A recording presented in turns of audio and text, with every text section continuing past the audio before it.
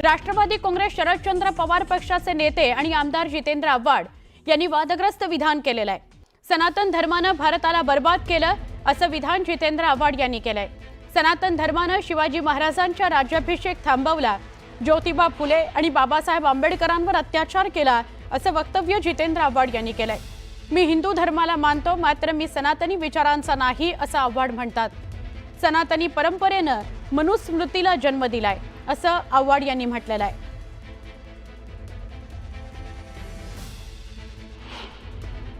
देखो, सनातन धर्म के बारे में हमेशा बोलता आ रहा हूं और सनातन धर्म ने ही उन्होंने जो लिख के रखा है, उन्होंने जो इस देश में फैला है, उससे ही ये देश में वर्ण व्यवस्था बढ़ी, इससे ही इस देश में धर्मद्वेष बढ़ा, इससे ही नीच ऊंच की राजनीति जो खेल था वो शुरू हुआ।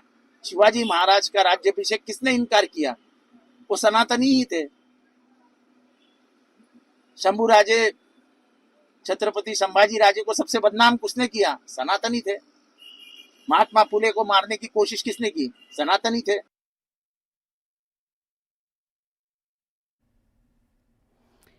काँग्रेसचे नेते पृथ्वीराज चव्हाण यांच्या हिंदू दहशतवाद या विधानामुळे महाराष्ट्रातील राजकारणात तीव्र वाद निर्माण झालेला आहे।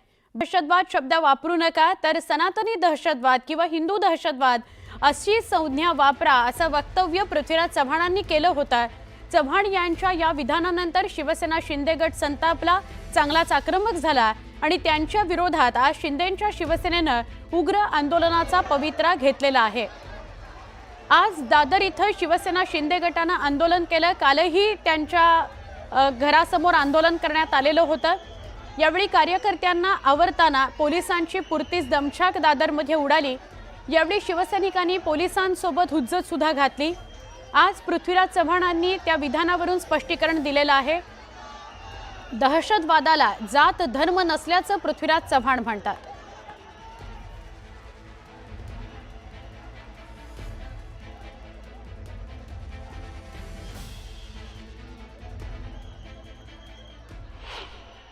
वो हमारे लिए पवित्र है। अगर आपको इन लोगों को डिस्क्राइब करना तो आप इनको हिंदुत्व आतंकवादी बोलिए या इनको कोई सनातनी बोलिए, लेकिन भगवा कृपा करके न बोलिए। अब सवाल ये है कि आतंकवादियों का कोई मजहब नहीं होता, कोई धर्म नहीं होता, कोई जात नहीं होती। आतंकवादी आतंकवादी होते हैं। कोर्ट ने भी आज ये कहा है, अंडरलाइन किया है। मैं आपको याद दिलाना चाहूँगा कि स्वतंत्र भारत में पहली आतंकवादी घटना को अंजाम दिया था नथुराम गोडसे ने। नथुराम गोडसे कौन से धर्म के थे? क्या उन्होंने गांधी जी को गोली मारने से पहले अपना कोई धर्म परिवर्तन किया था क्या? एवढीच विनंती आहे की मी काय बोललो ते नीट पुन्हा एकदा ऐकून विश्लेषण करा। मी नेहमी म्हटलेलं आहे की दहशतवादाला जात धर्म रिलिजन मजहब काय नसतं। दहशतवादी हा दहशतवादी आहे, तो निरपराध माणसांचे बळी घेतो, विधवा करतो, मुलांना पोरकं करतो आणि त्यामुळे दहशतवादी कारवायांना दहशतवाद करणाऱ्याला शिक्षा झाली पाहिजे। त्याला तुम्ही कुठलं तरी धर्माचं लेबल देऊन वाचवायचा प्रयत्न करू नका।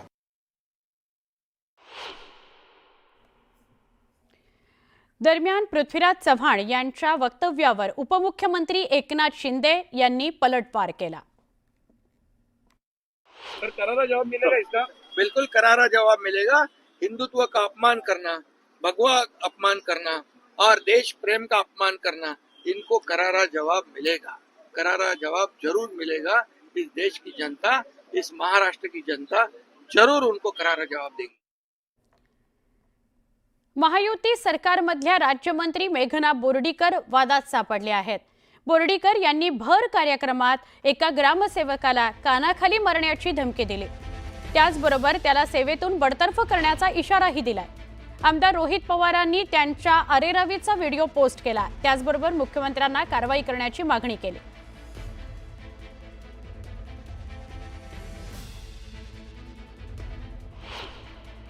असं सालवण्यासारखं कोणाचं काम केलं ना, याद राहा की मेघना बोर्डीकरचा शब्द आहे, कानाखाली झालेला आता बिलकुल चालणार नाही। काय याचे नखरे पगार कोण देते? त्यासलं चमचेगिरी बिलकुल चालणार नाही। आत्ताच्या आत्ता बडतर्फ करून टाकेल सांगते। चमचेगिरी कोणाची करायची नाही, याद राख। काय इथं कारभार करतो मला माहिती नाही का? मुद्दाम मी सेवा मॅडमला तिथं बोलवलंय. हमाली करायची ना, सोडून दे नोकरी.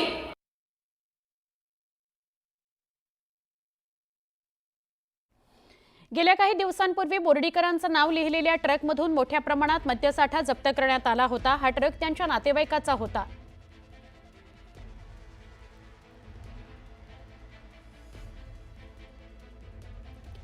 दरम्यान रोहित पवारांनी ट्विट केलेल्या या व्हिडिओवर राज्यमंत्री मेघना बोर्डीकर यांनी प्रतिक्रिया दिली आहे. मी सर्वसामान्यांच्या हक्काकरता बोलले. रोहित पवारांना काहीच काम नसल्यानं ते असे व्हिडिओ ट्विट करत असतात, असा टोला मेघना बोर्डीकर यांनी लगावलाय. कालचा जो प्रकार झाला नेमकं काय झालं होतं? हे बघा, एखाद्या महिलेने अशा पद्धतीचं उद्गार काढलं हे तुम्हा सगळ्यांना मान्य होत नाही आहे. परंतु मी कोणत्या भावनेने का माझा तो राग त्या ठिकाणी व्यक्त झाला हे मागचा पुढचा व्हिडिओ पण तुम्ही बघितला पाहिजे, ही मला तुम्हाला विनंती करायची. त्यावेळेला बोलताना तो कार्यक्रम माझ्या मंचावर जिल्हा परिषदच्या मुख्याधिकारी होत्या, ॲडिशनल CO, BDO सगळेजण होते. वारंवार हा ग्रामसेवक पंतप्रधान नरेंद्र मोदीजींनी, मुख्यमंत्री देवेंद्र फडणवीस साहेबांनी आणलेल्या योजना गोरगरीब जनतेपर्यंत पोहोचू देत नाही, अडचणी आणतो. आणि त्या ठिकाणी अनेक मोलमजुरी करणाऱ्या महिला आल्या, रडत होत्या, सांगत होत्या हा ग्रामसेवक सरपंचाच्या घरी जा म्हणतो, आम्हाला पैसे द्या म्हणतो, आम्हाला त्रास देतो, आम्हाला या घरकुलाचा लाभ देत नाही, वेळेवर चक्रा मारायला लावतो, 3-3 वर्ष झाले आम्हाला पहिला हप्ता मिळून पण अजून दुसरा दिलेला नाही, घर सगळं बांधून टाकले, आम्ही पैसे उचललेले आहेत दुसरीकडून आणि घर बांधले, अजूनही आमच्या हप्ते. तुम्ही लोकप्रतिनिधी आहात, तो शासकीय कर्मचारी आहे, असं जाहीरपणे एखाद्या कर्मचाऱ्याला तुम्ही सुनावणी हे बघा, त्या ठिकाणी त्या महिलांचा व्याकुळतेने त्या मला बोलत होत्या, बहिणीप्रमाणे त्या माझ्यासोबत सगळं काही त्यांचं सांगत होत्या. आणि हा वारंवार त्याला सांगून की असं छळ तू करू नको, ते मला पाहावलं नाही आणि माझ्या भावना अनावर झाल्यात. मी त्यावेळेला काही मंत्री नाही, आमदार म्हणून नाही, तर ह्या माझ्या लाडक्या गोरगरीब मोलमजुरी करणाऱ्या महिलांची त्यांची बहीण म्हणून व्यक्त झालेली आहे. जिल्हा प्रशासनाचे एकूण जे कर्मचारी आहेत त्यांच्यावर कंट्रोल नाही असं वाटतं का? कारण एका मंत्र्याला जाहीरपणे सभेमध्ये जर बोलावं लागत असेल हे. बघा, सगळेच अधिकारी कर्मचारी काय असे नाहीत, पण काही अशा कर्मचाऱ्यांच्यामुळे विनाकारण प्रशासनावरती गालबोट लागतं. मग अशा लोकांना वारंवार सांगून समजत नसेल तर अशा वेळेला कधी कधी राग अनावर होतो. विरोधकांकडून तो मुद्दा टार्गेट केला जातो. हे बघा, आमच्या विरोधकांना काही काम उरलेलं नाही ना त्या रोहित पवारांना काम उरले. म्हणून अशा कुठलेही मुद्दे अर्धवट व्हिडिओ व्हायरल करत राज्यातील जनतेची दिशाभूल करण्यामागे त्यांना काही काम उरलेलं नाही आहे. मागचं पुढचं व्हिडिओ बघावं, ते प्रसंग बघावं, का मी तशी बोलली आहे आणि नंतर बोलावं. एकूणच सर्वसामान्य नागरिकांना येणाऱ्या अडचणीवरून माझा संताप झाला आणि मी त्या कर्मचाऱ्याला तसं सुनावलं आहे, असं स्पष्टीकरण मेघना बोर्डीकर यांनी दिले. विशाल मानी, न्यूज 18 लोकमत, परभणी. डॉक्टर प्रांजल खेवलकर यांच्या संदर्भातली एक महत्त्वाची बातमी आहे. डॉक्टर प्रांजल खेवलकर प्रकरणावर मंत्री रक्षा खडसे यांनी पहिली प्रतिक्रिया दिलेली आहे. या प्रकरणात चौकशी सुरू असून पोलीस तपासात सत्य समोर येईल असं त्या म्हणालेल्या आहेत. तोपर्यंत कुठलेही भाष्य करणं योग्य नाही असंही रक्षा खडसे म्हणाले आहेत. पुणे रेव पार्टी प्रकरणी डॉक्टर प्रांजल खेवलकर अटकेत आहेत. याविषयी खासदार रक्षा खडसे यांची पहिली प्रतिक्रिया आलेली आहे. जबाबदार पदावर असल्यानं आत्ता भाष्य करणं योग्य नाही, सत्यता पुढे येईपर्यंत भाष्य करायला नको असं रक्षा खडसे यांनी म्हटलं आहे.